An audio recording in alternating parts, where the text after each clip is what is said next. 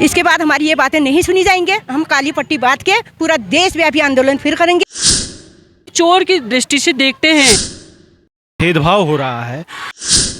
बहुत पिछड़े लेवल पर सैलरी पर काम कर रहे हैं। जॉब सिक्योरिटी हो। नमस्कार, आप देख रहे हैं लोकलेंस न्यूज़। मैं संजू जुलकोटिया आज मौजूद हूँ गांधी पार्क अल्मोड़ा में और यहाँ पर काफ़ी सारी महिलाएं एकत्रित हुए हैं। तो आइए जानते हैं एकत्रीकरण का क्या मुद्दा है और प्रशासन से क्या मांग। मैं भगवती विष्णु हूँ, भारतीय मजदूर संघ की प्रदेश मंत्री। देखो, हम भारतीय मजदूर संघ में बहुत लंबे समय से लड़ाई लड़ रहे हैं, हमारी मांगें पूरी नहीं हो रही हैं। जैसे हमारे सारे विभाग इसमें आज, जैसे आशा कार्यकर्ती हैं, आंगनवाड़ियाँ हैं, HNM हैं, सारे विभाग हमारे आज इसमें, चाय बागान, सारे विभागों से कुछ न कुछ सदस्य हमारे पास पहुँचे हैं। जैसे आंगनवाड़ी के ही बारे में बोलती हूँ, इतने सालों से हम संघर्ष कर रहे हैं और ना ही हमें संतोषजनक मानदेय मिल रहा है और ना ही हमें राज्य कर्मचारी घोषित किया जा रहा है। और जब तक हमें राज्य कर्मचारी घोषित नहीं किया जाए तब तक हमारा 24,000 मानदेय होना चाहिए। और पोषण ट्रैकर का जो काम है उसका हम बहिष्कार भी करते हैं, क्योंकि उसमें फारस में काफ़ी दिक्कतें आती हैं और हमारे लाभार्थी हमारे साथ नहीं जुड़ पा रहे। जो लाभार्थी हैं वो नहीं जुड़ पा रहे हैं, असली लाभार्थी, क्योंकि किसी का आधार लिंक नहीं हो पा रहा है, किसी का फेस कैप्चरिंग नहीं हो पा रहा है, वो लाभ से हमारे वंचित रह रहे हैं। दूसरा, जैसे हम रिटायर होते हैं, हम खाली हाथ घर को जाते हैं, इतने साले सेवा देते हुए। ICDS ऐसा विभाग है जो धरातल से काम करते ऊपर जाता है और वो सारे विभागों का काम हमारा ICDS करता है। चाहे समाज कल्याण के काम होता है वो भी हमारा ICDS के अंदर दिया जाता है। और दूसरा, ना ही हमें किसी प्रकार से लाभ मिलता है और मानदेय हमें 24,000 होना चाहिए और 10 साल के बाद हमें प्रत्येक साल सीनियरिटी होनी चाहिए।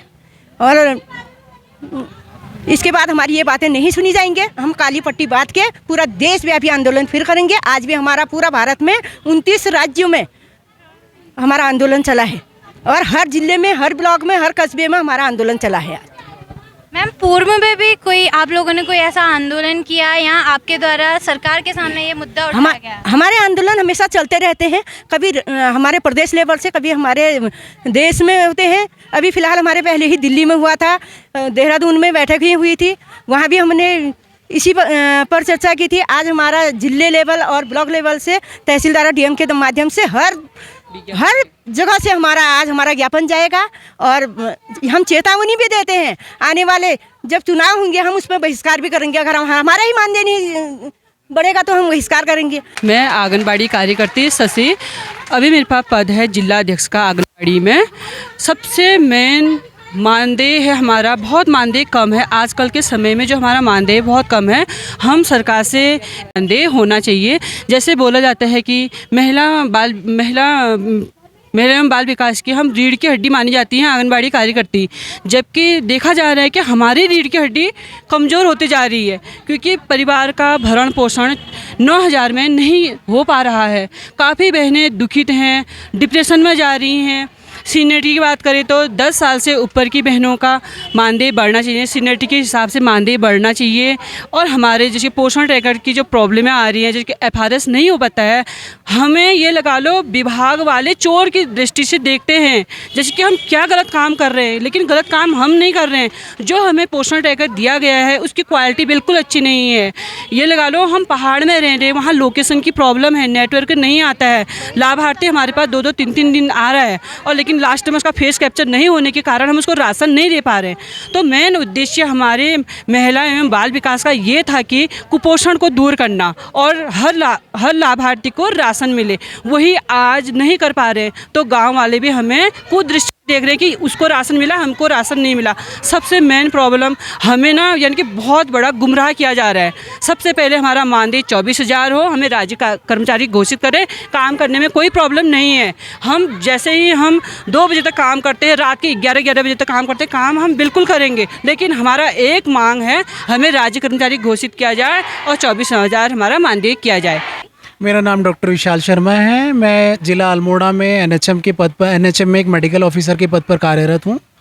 और मुझे जो है 2010 से 2026 हो गया है, 16 साल हो गए हैं हमें लेकिन जो एक सरकार का एक बेसिक रूल होता है इंक्रीमेंट का, या जो इन्फ्लेशन रेट, या एक हमारी जो एक हेल्थ बीमा होता है, इन सब चीज़ों को लेकर सरकार जो है वो हमारे राज्य में बिल्कुल जो है अपेक्षा से, जो हमारी कर्मचारी की अपेक्षा है उस पर खरा नहीं उतर रही है। और अभी भी देखिए भविष्य में ये जो हमारा संगठन है, जो पूरा हमारा मजदूर संगठन है, क्योंकि अब 8वां वेतन आयोग लगने वाला है सेंट्रल में, 8वें वेतन आयोग के हिसाब से जो हमारे नेशनल में ये बात चल रही है कि हमारा जो एक लोअर तबके का कर्मचारी होता है उसकी भी मिनिमम सैलरी उसके भविष्य के हिसाब से तय करने की बात चल रही है।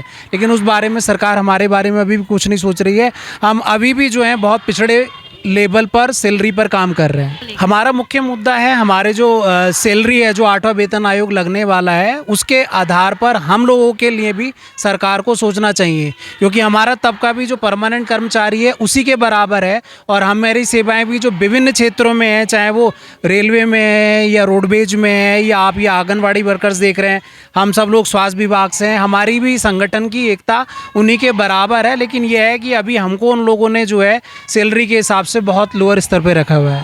नाम डॉक्टर सोहन सिंह राणा है। मैं NHM अल्मोड़ा में महासचिव पद पे हूँ।